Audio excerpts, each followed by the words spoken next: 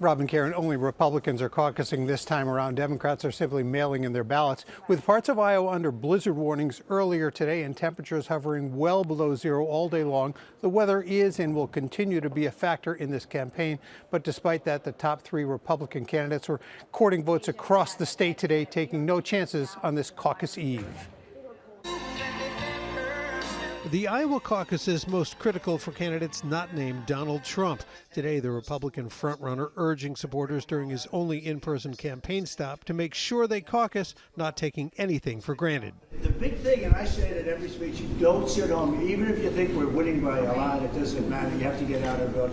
And we're really setting the table for November by doing that because, we're in very good shape. The latest poll by the Des Moines Register, NBC News, and Mediacom shows Donald Trump with a commanding lead in Iowa with 48%, but Nikki Haley has moved into second place with 20%. Ron DeSantis has slipped to third with 16%.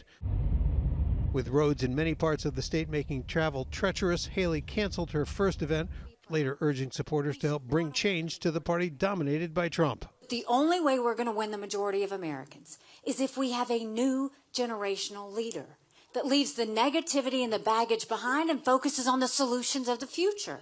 DeSantis, whose supporters were out knocking on doors in the bitter cold, in need of a good showing in Iowa, having held more campaign events here than Trump and Haley combined. You're never going to have an opportunity where your voice and your vote is going to pack as much of a punch as it will tomorrow night. A new ABC News poll shows President Joe Biden's approval rating sinking to 33%, the lowest of any president in the last 15 years.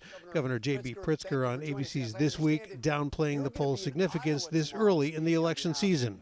This battle hasn't even been joined yet. You've got a bunch of Republicans, MAGA Republicans, espousing things that are not good for the American public that are on the stage now. And not until they choose a nominee will we truly be in this battle. The Iowa GOP downplaying the brutal weather and sub-zero temperatures, but admitting it could impact turnout. Iowans are used to difficult weather. We've had caucuses in bad weather before. I think turnout is going to be good. Of course, it might impact it somewhat, and it might have different impacts on different campaigns. Now, just before my interview with David Barker, his phone rang and he said he excused himself, said he had to step out and take that call. Turns out it was Donald Trump calling him. He said that Trump was calling to check in with party officials to make sure that everything was set and ready to go for the caucuses, which start at 7 o'clock tomorrow night. Live in Des Moines, Craig Wall, ABC 7 Eyewitness News. Back to you.